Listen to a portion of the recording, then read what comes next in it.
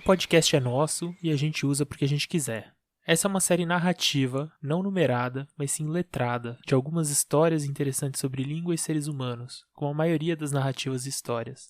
Esse projeto nasceu por conta de eu ter ouvido um podcast português lá no começo da quarentena e da pandemia, nesse ano louco de 2020, que me deixou apaixonado. E essa forte influência não pode ser ignorada. Além disso, eu acho de verdade que todo mundo devia ouvir o podcast Agora, Agora e Mais Agora, escrito e narrado por Rui Tavares, um historiador português, publicado pelo jornal O Público. Eu tenho que agradecer muito ao meu cunhado Alan, que foi quem me indicou esse podcast pela primeira vez. E eu já peço a todos vocês que espalhem a palavra do podcast maravilhoso feito em Portugal.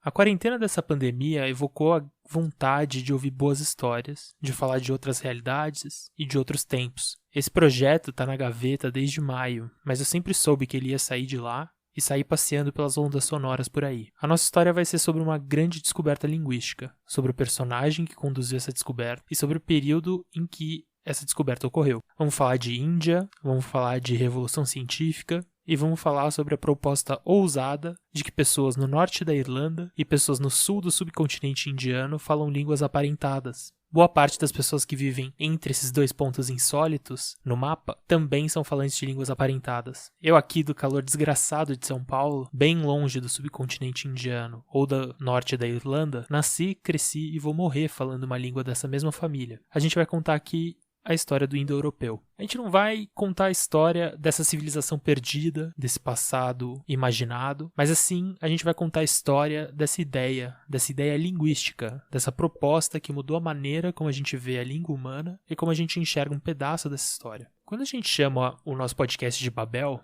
a gente remete não só ao peixe alienígena tradutor do romance do Douglas Adams, mas também à história bíblica de uma época em que se imaginava, que a humanidade falava apenas um idioma, uma época de paz entre os seres humanos e de grandiosidade, mas também de uma época que culminou num famoso crime de híbris da raça humana, um crime de ambição punida pelo divino, por Deus. A ambição foi de construir a torre que chegasse aos céus. Isso fez o Todo-Poderoso punir a todos, enquanto humanidade, e nos condenou a não mais nos entendermos. Isso nos tornou diferentes e sectários. Nos tornou conflituosos. Quando a gente fala da hipótese de termos boa parte das pessoas que vivem na massa euroasiática com um antepassado cultural comum vindo do mesmo lugar, em um passado em que todas essas pessoas falavam apenas uma língua, nessa região imaginada, a gente fala de uma teoria tão ousada quanto a ideia de construir uma torre que chegue aos céus. E claro, isso daqui, dentro da concepção de mundo do europeu do século XVIII, XIX e XX, boa parte da massa euroasiática significa praticamente o mundo, já que eles não enxergavam o resto do mundo como parte do mundo. A história do indo-europeu, então, é uma história de Babel. Não só por ser uma história que busca o passado comum de muitos povos, mas também por ser uma história de ousadia tremenda. Bem-vindos à História da Torre.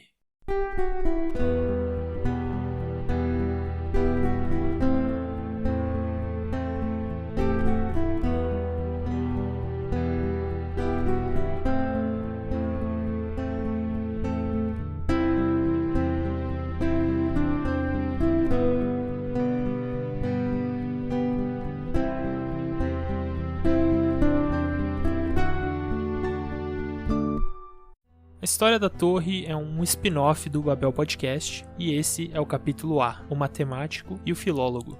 Meu nome é Bruno Guide.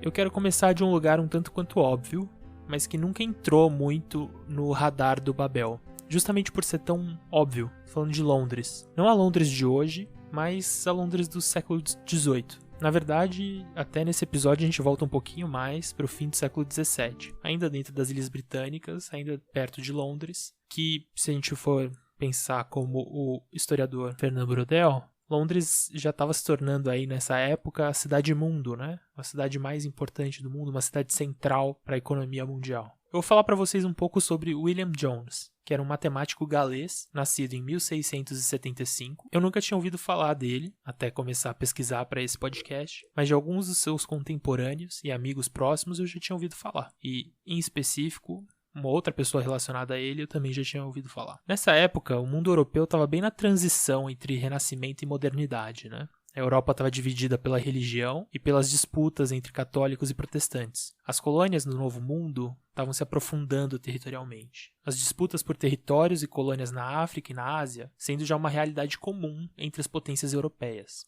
William Jones nasceu então 75 anos depois da Companhia das Índias Orientais, uma companhia criada para organizar os esforços ingleses de dominar o comércio internacional com o que era chamado de Oriente. A companhia, surgida pela pressão de mercadores na coroa para poderem explorar esse comércio internacional, nasce dentro de uma marinha inglesa vitoriosa no Velho Mundo, depois de derrotar a invencível armada espanhola no final do século anterior, século XVI. A companhia é também um dos mais bem-sucedidos exemplos iniciais de um modelo de negócio que veio a vigorar muito nos nossos dias. Um negócio em que você pode comprar ações de uma empresa e esse dinheiro é investido no negócio, as ações podem ser trocadas no mercado próprio. A gente vai falar um pouco mais sobre a companhia no próximo episódio, mas vamos voltar para o nosso matemático. Então, William Jones nasce em Anglesey, no país de Gales. Eu não sei se essa pronúncia é correta, mas eu me esforcei aqui. Lá, ele teve acesso à educação básica em uma escola gratuita, coisa que hoje a gente pode até achar trivial, né? Mas que era algo bastante restrito no mundo naquela época. Estamos falando aí de 1675. Na escola, ele aprendeu leitura, escrita, aritmética, demonstrou certa aptidão para os números. Isso levou ele a ser indicado para um pequeno proprietário de terras da região para um trabalho em Londres, na contabilidade de um mercador da capital. Nesse trabalho, as suas primeiras tarefas foram não no escritório ou na cidade, mas sim nos barcos mercadores, viajando e ensinando matemática para membros da tripulação. Ele passou 7 anos fazendo isso. Com o tempo, ele foi se encantando pela tarefa rotineira do seu serviço, a navegação. E isso levou até a publicar um livro sobre o tema, e quando por fim ele deixou esse trabalho, ele tinha alguma reputação entre as pessoas da capital inglesa por ter sido pessoa ali que escreveu sobre navegação, né? Esses contatos levaram ele para alguns trabalhos, sejam eles a tutoria de jovens nobres e influentes, que era uma coisa comum na época para alguém que tinha um ofício intelectual, seja ocupar cargos menores na burocracia pública, né? Que também é uma coisa comum até hoje. Aula particular, concursinho. Pois bem, William Jones continuou a estudar matemática e a publicar guias e livros sobre alguns temas bem quentes da época. O principal deles na matemática do século XVII era o cálculo diferencial. E aqui uma curiosidade deliciosa. William Jones foi a primeira pessoa a usar o símbolo π para representar a constante matemática que a gente chama carinhosamente de π. Aquela lá do número 3.1416 e eu não lembro mais nada. Fiz letras. Ele fez esse primeiro uso do π em um livro para iniciantes e escolheu a letra por conta de uma palavra grega que a gente usa até no nosso português, né? Periferia. Então ele estava se referindo ali justamente a linha do círculo, né? Eu não sei se todo mundo tem isso claro, assim, mas na época em que tudo isso está se passando, o latim ainda estava deixando o assento de língua da ciência e de língua internacional e estava se tornando mais comum escrever sobre ciência nos vernáculos, ou seja, nas línguas que as pessoas de fato falavam. Ainda assim, latim e grego eram línguas de erudição, e esse vai ser um fato importante pra gente quando a gente for falar do nosso personagem. Mas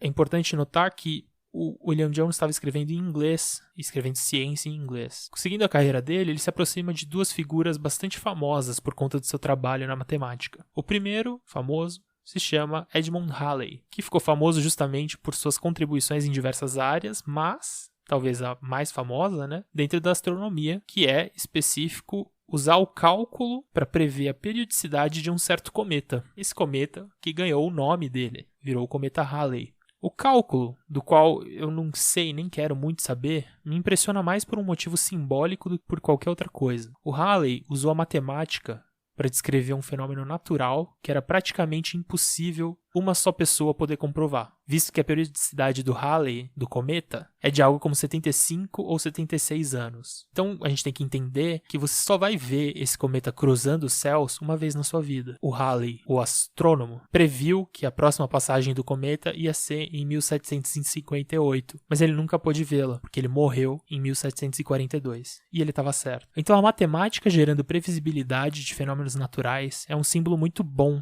para a grande revolução que essa geração do Halley e do William Jones fez, que é comumente chamada de Revolução Científica, um dos pilares do que vem a ser o período histórico denominado modernidade, que vai desembocar na Revolução Industrial, em boa parte das estruturas do mundo como a gente conhece hoje. Mas vamos falar de um outro amigo e colaborador acadêmico de William Jones, ainda talvez mais famoso que o astrônomo Halley. Seu nome era Isaac Newton, esse mesmo. Talvez a figura mais central dessa dita revolução científica, o cara da história da maçã, da gravidade, dos princípios matemáticos, da filosofia natural, do cálculo. Você, caro ouvinte, pode até se perguntando por que eu estou contando essa história de um matemático, amigo do Newton, do Halley, do cometa Halley, num podcast sobre língua, linguagem, talvez indo-europeu. Entra em cena o nosso personagem central, cujo nome é William Jones, mas não aquele William Jones que eu estava falando até agora, e sim o filho dele, com o mesmo nome. Esse filho, com o mesmo nome do pai, nasceu no ambiente acadêmico da Revolução Tecnológica e Científica do século XVIII, e o filho acaba por se tornar uma pessoa interessada pelos assuntos do chamado Oriente. Então era o famoso filho de humanas, do matemático. Soma o fato dele ter crescido nesse ambiente acadêmico e dele ter se interessado por assuntos do Oriente, acabam tornando ele uma figura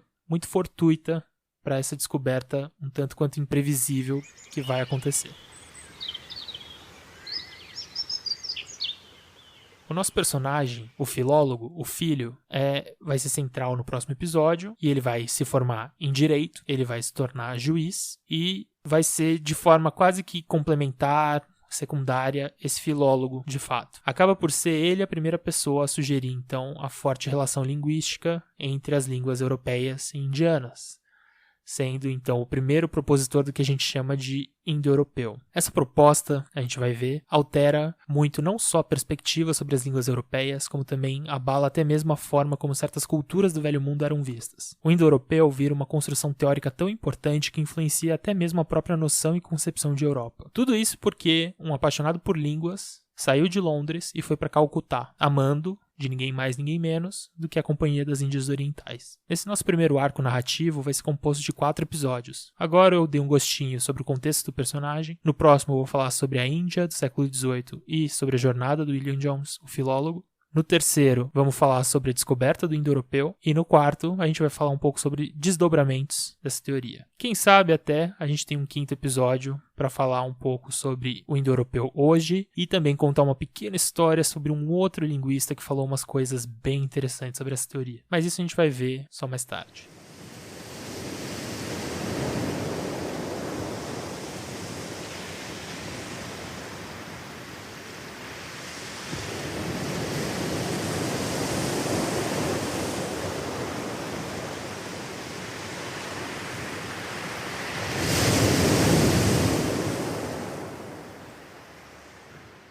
Histórias da Torre é um spin-off narrativo do Babel Podcast, o podcast sobre diversidade linguística. Esse podcast foi produzido por Bruno Guide e Cecília Farias. Nosso primeiro arco narrativo foi escrito e narrado por Bruno Guide, a edição foi feita por Cecília Farias e a nossa trilha sonora foi feita por Letícia Bergamini. Acompanhe nosso trabalho nas nossas redes, sempre na @Babel Podcast, e apoie se acha que esse tipo de iniciativa vale a pena, lá no apoia.se/Babel Podcast. Vamos ficar por aqui no nosso primeiro episódio do Histórias da Torre. Eu espero que vocês tenham gostado. Eu agradeço demais aos nossos apoiadores, aos nossos seguidores. Dê uma força pro Babel nas redes sociais. Dê uma força pra podosfera antifascista. Resistam. Fiquem em casa, na medida do possível. Se cuidem. Até a próxima.